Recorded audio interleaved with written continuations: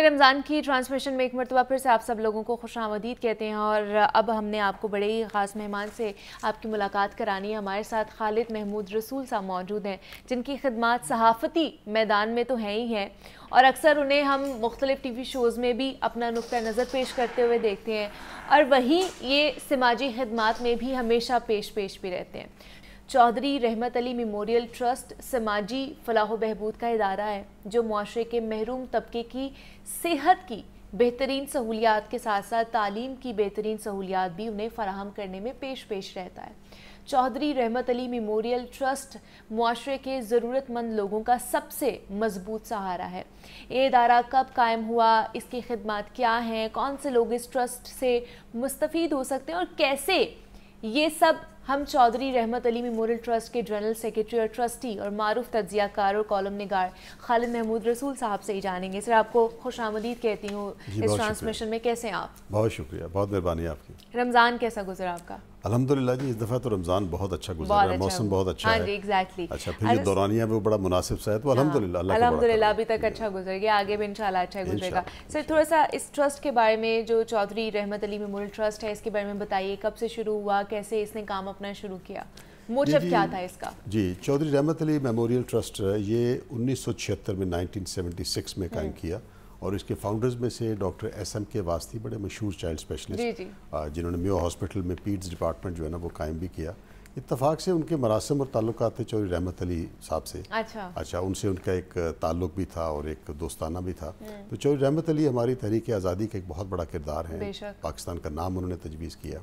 तो उन्हीं की याद में और उनके कुछ दोस्तों ने मिलकर 1976 में ये ट्रस्ट चौधरी रहमत Ali memorial trust township Lahore में कायम किया। अच्छा, ठीक है। इसके तहत उनका इरादा ये था कि जिसमें दो मेजर स्ट्रीम्स ऑफ सर्विसेज हैं, एक है हॉस्पिटल और दूसरा है एजुकेशन सर्विसेज। तो उसमें 1985-86 में ये हॉस्पिटल 48 बेडेड हॉस्पिटल जो है इसका आगाज़ किया गया।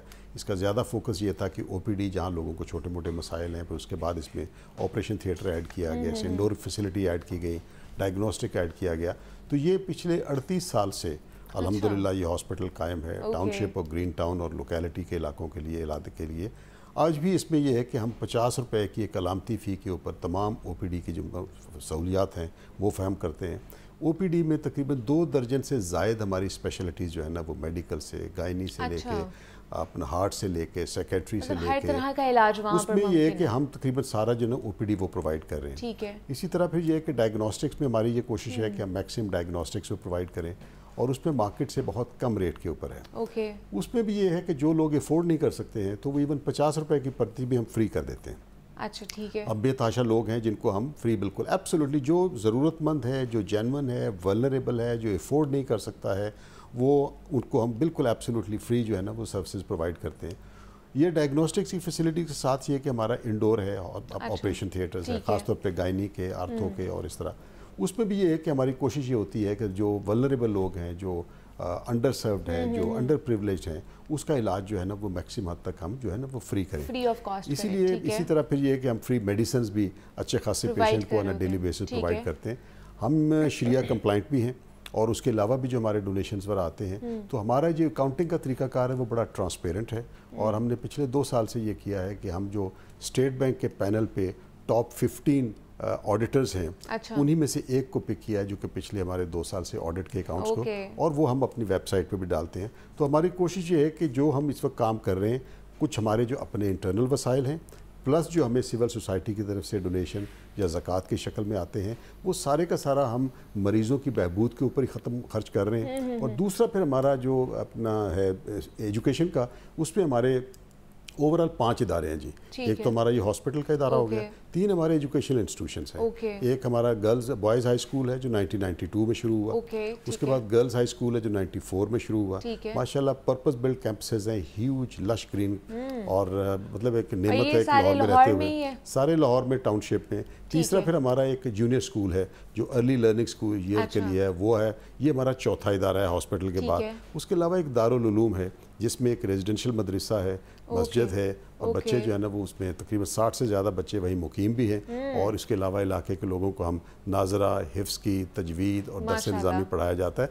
तो ये समझ लीजिए कि चौधरी रहमत अली मेमोरियल ट्रस्ट पिछले माशाल्लाह 38 साल से हॉस्पिटल और 30 साल से ज़्यादा एजुकेशनल सर्विसेज में एक्टिव है, और जो भी हमारी कॉन्ट्रीब्यूशन या जो भी हमारे अपने अकाउंट्स हैं they are always very transparent किसी भी इदारे के लिए। और फिर उसके बाद ये कि हमारा जो इदारा है ये तकरीबन जितने भी रेगुलेटरी इदारे हैं उनके साथ रजिस्टर्ड है। पंजाब चैरिटी कमीशन के साथ, पाकिस्तान सेंटर फॉर फिलैंथ्रोपी के साथ, FBR के साथ और बाकी जगहों पे भी। अच्छा, मतलब ये गवर्नमेंट की तरफ से भी फंडेड है या ये टोटली चैरिटी बेस्ड है? ये कम्प्लीटली अपने हमारे इंटरनल जो वसाइल हम जनरेट कर पाते हैं, प्लस ये है कि कम्युनिटी की तरफ से, सिविल सोसाइटी की तरफ से।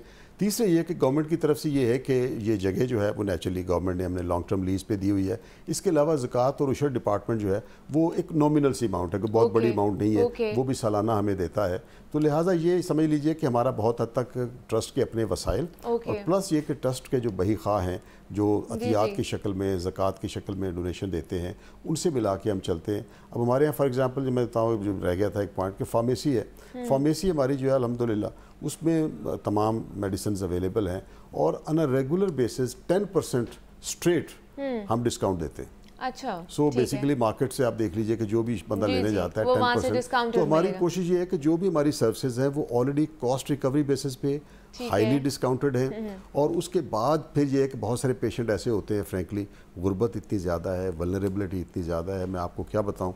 वहाँ कभी अगर आप हमारे हॉस्पिटल में आएँ या इवन हमारे स्कूल्स में भी आप जाएँ तो यकीन जानिए कि लोगों के मसाइल बहुत हैं। तो उसमें हम कोशिश करते हैं कि जो अफोर्ड नहीं कर सकता उसको हम फ्री ऑफ कॉस्ट। लेकिन कैसे इस चीज़ का पता लगाएंगे कि अगर वहाँ पे काउंटर पे आ रहा है तो बंदे का कैसे पता चलेगा कि इसको हमने ज़कात में से इसके ऑपरेशन कराना है या ट्रीटमेंट कराना है या इसको किस तरह हमने करना है? ये किस तरह आपने मैकेनिज्म रखा हुआ है? देखिए जी, ये रिसेप्शन के ऊपर बेसिकली हमारे कुछ काउंटर्स हैं और वो जो हमारे उस वक्त वहाँ बच्चे या बच्चियाँ बैठे हुए हैं वो उनके पास एक मतलब परफॉर्म में बने हुए हैं, वो एक फिल्ट्रेशन प्रोसेस है। फिल्ट्रेशन प्रोसेस पहली बात तो ये है कि हमारे यहाँ महंगा इलाज उस तरह काम करते ही नहीं है। जैसे मैंने बताया कि 50 रुपए की पर्ची पे अब जो बंदा भी आ रहा है वो अगर चिंची पे भी आ रहा है तो वो इतना पैसा तो वो पहुंचने में लगा देता है। तो वो भी हमने अलामती फ़ी रखी है। वो भी अगर कोई कहता है कि हम नहीं दे सकते, फिर भैया कोई ऐसी बात नहीं। इसी तरह हमारा डायग्नोस्टिक्स और बाकी चीज़ों में तो वो बुनियादी तौर पे जो काउंटर पे बच्चे बच्चियाँ हमारे बैठे होते हैं उनका क्योंकि डेली का काम है तो वो चंद एक बेसिक क्वेश्चंस कर लेते हैं। उन क्वेश्चन से उन्हें अंदाज़ा हो जाता है कि ये फाइनेंशियली अफोर्ड कर पा रहे हैं या नहीं कर पा रहे। अब फॉर एग्जांपल मैं मिसाल दूं कि भाई बैठे हुए मुझे कई दफ़ा अगर मतलब कोई उसने सवाल पूछा कि हाँ जी आप क्यों नहीं अफोर्ड कर सकते, ये क्या काम करते हैं। अब वो कोई भट्टा मजदूर है, वो कहीं घरों में काम करने वाली है या कोई और इस तरह की मेहनत मशक्कत, तो उसके बाद फिर अगला सवाल पूछने की हाजत नहीं रहती। हाँ जी, बिल्कुल ऐसे ही है, वो हिम्मत ही नहीं पड़ती है कि आप अगला क्वेश्चन कर सकें। तो दूसरा सर एजुकेशन सेक्टर में भी है ये ट्रस्ट, दूसरा हॉस्पिटल भी है, मदरसे भी बनाए हुए हैं और ये भी फार्मेसी भी है। आगे लॉन्ग टर्म प्लान क्या सोचा हुआ है आप लोगों ने इस हवाले से? कुछ और भी इसको क्या लार्जर स्केल पे लेकर जाना चाह रहे हैं लाहौर के अलावा भी बाकी जगहों पर, बाकी सिटीज़ में इसको कि